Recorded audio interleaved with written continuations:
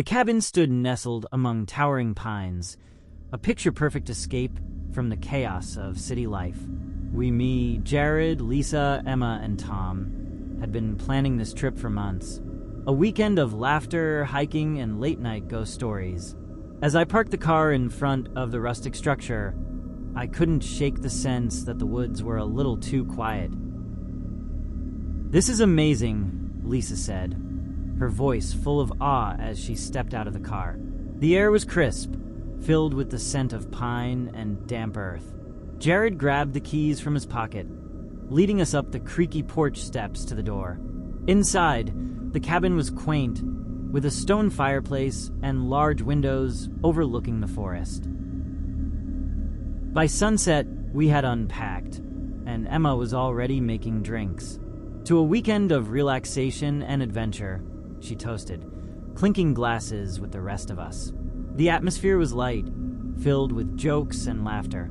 But as the sun dipped below the horizon, the shadows outside seemed to stretch and deepen, swallowing the landscape in darkness. After dinner, Jared suggested we sit around the fire. The glow of the flames painted flickering shadows on the walls. Tom pulled out a deck of cards, while Lisa recounted an old ghost story. It was a perfect moment until we heard it. A faint rustling outside the window.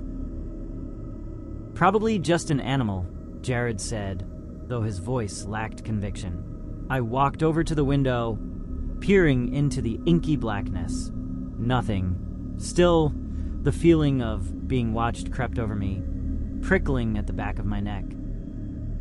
The sound came again, louder this time. A scraping noise, like branches against the cabin's wooden walls. Tom, ever the skeptic, grabbed a flashlight and headed outside to check. "I'll be right back," he said, his voice casual. But minutes passed, and he didn't return. "Tom," Emma called, stepping onto the porch. The flashlight lay abandoned on the ground, its beam cutting through the night. "This isn't funny," she added, her voice trembling. We all exchanged uneasy glances before Jared, and I decided to go look for him. The forest felt alive, every creak and rustle amplified in the darkness. "Tom," I shouted, my voice swallowed by the trees. Jared gripped a large stick, his face pale. Suddenly a low, guttural chant broke the silence, sending a chill down my spine. We froze, listening. The chant grew louder, closer. I grabbed Jared's arm, pulling him back toward the cabin. As we ran, I caught a glimpse of figures between the trees, their faces obscured by hoods. My heart pounded as we burst through the cabin door, slamming it shut behind us.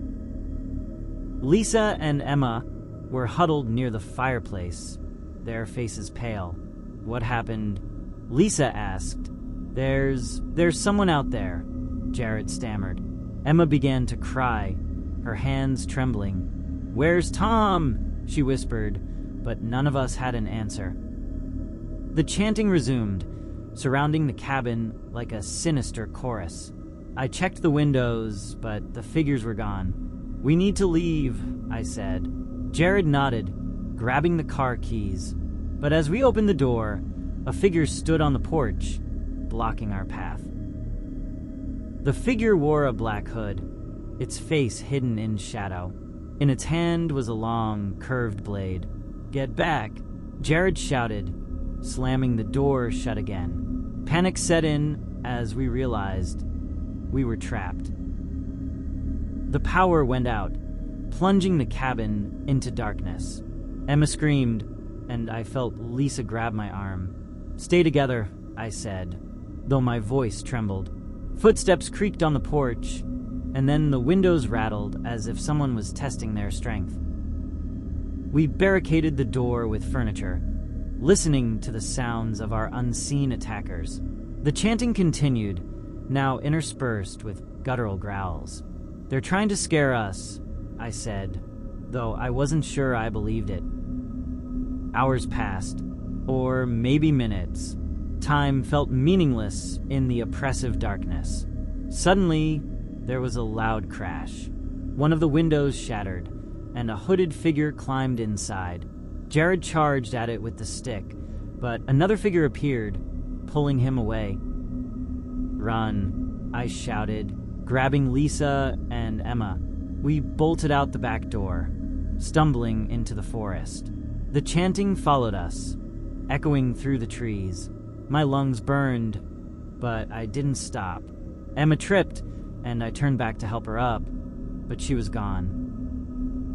Lisa and I kept running, the figures closing in. The forest seemed endless, the trees twisting and looming like sentinels. "Over here," Lisa whispered, pulling me toward a hollow log. We crawled inside, holding our breath as footsteps approached. Through a crack in the log, I saw them, at least a dozen figures, their hoods obscuring their faces. One of them held Emma's scarf, sniffing it like an animal. They moved on, but we stayed hidden, too terrified to move. When the forest was silent again, we crawled out, our bodies stiff and trembling. "We have to find help," Lisa said. But as we made our way back to the cabin, we found it empty. The furniture was overturned, and Jared and Emma were nowhere to be seen. I don't know how we made it out of the forest. The figures didn't follow us, but their chants haunted my ears. Lisa and I never spoke of that night again. Jared, Emma, and Tom were never found. Sometimes I hear chanting in my dreams, and I wake up wondering if the forest is calling me back.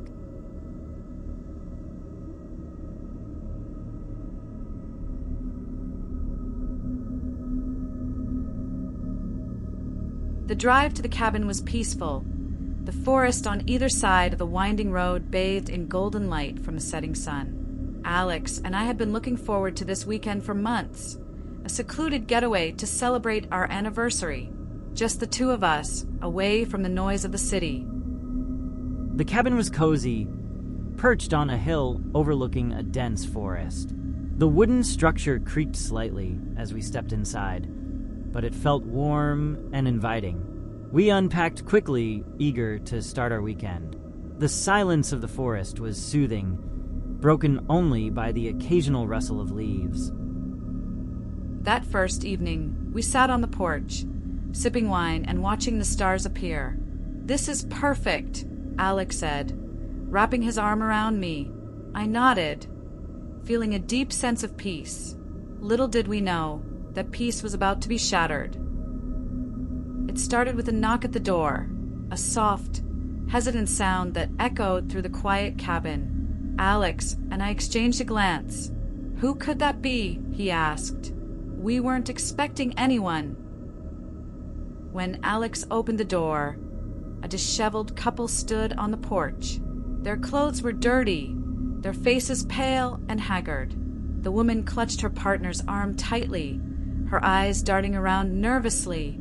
"You have to leave," she said, her voice trembling. "This cabin isn't safe." Alex frowned.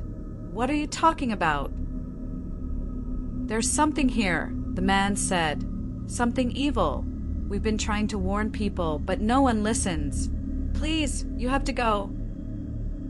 We hesitated, unsure whether to believe them. Their desperation was evident, but their story seemed absurd. Alex finally shook his head.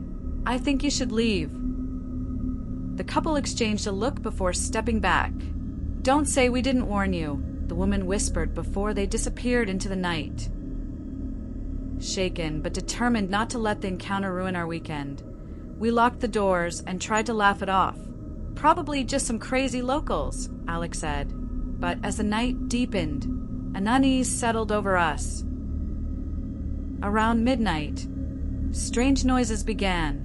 Footsteps on the porch, whispers just outside the windows. Alex checked outside but found nothing. "It's probably animals," he said, but his voice lacked conviction.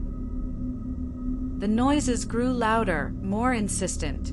A loud bang on the back door made me jump. Alex grabbed a flashlight and cautiously opened it. No one was there, but the forest felt alive with unseen eyes watching us. "We should leave," I said, panic creeping into my voice. Alex nodded, grabbing the car keys. But when we stepped outside, the car wouldn't start. The hood had been pried open, wires severed. We hurried back inside, locking the doors and barricading them with furniture. The whispers returned, louder and clearer. They seemed to come from the walls, the floor, even the air itself. Then we saw them, shadows moving in the darkness outside. At first, I thought it was the couple from earlier, but these figures were different. Their movements were jerky, unnatural. Their eyes glowed faintly in the dark. The whispers grew into a cacophony.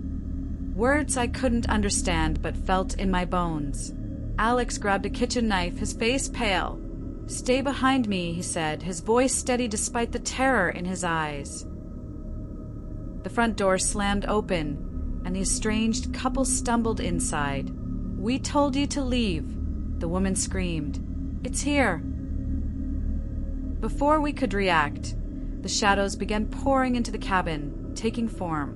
They were humanoid but grotesque, their faces twisted and unrecognizable. The couple fought bravely, swinging at the figures with makeshift weapons. "Get to the basement!" the man shouted at us. Alex grabbed my hand, and we ran. The basement was dark and cold, but it felt safer than the chaos upstairs.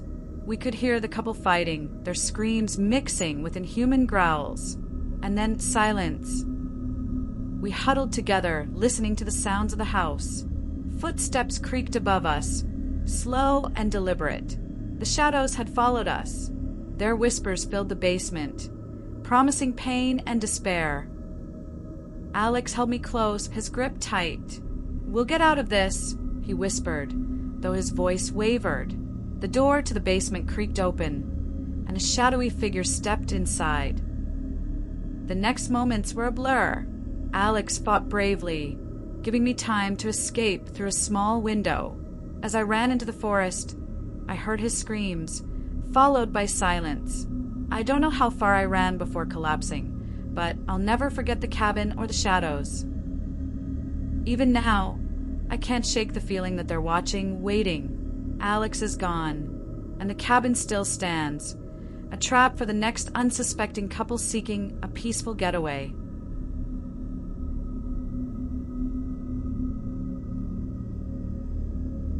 The forest was thick and oppressive, branches clawing at our clothes as we ran. The sound of the police sirens faded behind us, replaced by the pounding of our own frantic footsteps. Jake was ahead of me, flashlight in hand, his breath visible in the cold night air. "We can't keep running forever," I gasped, clutching a stitch in my side. Jake turned, his face pale but determined. "There's a cabin up ahead. We'll hide there and figure out what to do." The cabin came into view, a shadowy outline against the dark trees. It looked abandoned, its windows shattered and doors slightly ajar. Desperation outweighed caution as we hurried inside, slamming the door shut behind us. The air inside was stale, the faint scent of decay hanging in the stillness. Dust covered every surface, and cobwebs stretched across the corners of the room. Jake bolted the door, his hands shaking. "We just need to wait until the coast is clear." We moved cautiously through the cabin, the floorboards creaking under our weight. The living room was sparse, with an old couch and a fireplace filled with cold ash. A staircase led to the second floor, its steps warped with age. "Do you think it's safe?" I whispered. Jake shrugged, peering out a cracked window. "It'll have to be. Let's just lay low for a bit." But the unease in my chest wasn't just from the police. Something about this place felt wrong. We settled on the couch, trying to catch our breath. The quiet was unnerving, every creak of the house making me jump. "You hear that?" Jake asked suddenly, his eyes darting toward the staircase. At first, I thought he was imagining things, but then I heard it too, a faint sound like whispers coming from upstairs. Probably just the wind. I said, though I didn't believe it. Jake stood, his jaw set. I'm gonna check it out. Are you crazy? I hissed. What if someone's up there? Then we'll deal with it, he said, grabbing a heavy candlestick from the mantel as a makeshift weapon. Reluctantly, I followed him up the stairs. Each step groaned under our weight, the whispers growing louder. At the top, a long hallway stretched before us, lined with closed doors. The air was colder here, my breath fogging in front of me. Jake pushed open the first door. The room was empty, save for a broken chair and a cracked mirror. The whispers seemed to come from everywhere and nowhere at once, echoing in the silence. The next door led to a bedroom. The bed was covered in a tattered quilt, and a doll sat on the dresser, its glass eyes staring blankly ahead. Jake shuddered. This place is messed up. We moved to the last door. As Jake reached for the handle, it swung open on its own. Inside, a woman stood, her back to us. Her hair was long and matted, her dress tattered and stained. She didn't move. Ma'am, Jake said hesitantly. She turned slowly, and my stomach dropped. Her face was gaunt, her eyes black voids. A sinister smile stretched across her lips, revealing teeth that were too sharp. Jake stepped back, but the woman lunged, her movements impossibly fast. She let out a guttural scream that echoed through the cabin. I grabbed Jake's arm, pulling him down the hall as she followed, her footsteps eerily silent. We barreled down the stairs, tripping over each other in our panic. The front door was still bolted, and Jake fumbled with the lock. The woman appeared at the top of the stairs, her twisted smile widening. Hurry, I shouted. The lock finally gave, and we stumbled outside, slamming the door behind us. But the whispers didn't stop. They followed us into the forest, growing louder and more frantic. The woman appeared in the trees, her movements unnaturally smooth as she glided toward us. You can't leave, she hissed, her voice echoing in my head. You're mine now. We ran blindly through the forest, branches tearing at our clothes and skin. The whispers seemed to come from the very ground, pulling at our resolve. Jake tripped, and I had to drag him to his feet, the woman's laughter ringing in our ears. Finally, we burst onto the road, nearly collapsing in relief, when headlights appeared in the distance. A truck screeched to a halt, and the driver jumped out, shouting at us. But when I looked back, the woman was gone. Even now, I can still hear the whispers at night, a chilling reminder that we escaped, but not unscathed. I'll never know if she's still out there, waiting for us to return, or if she's already found her next victims.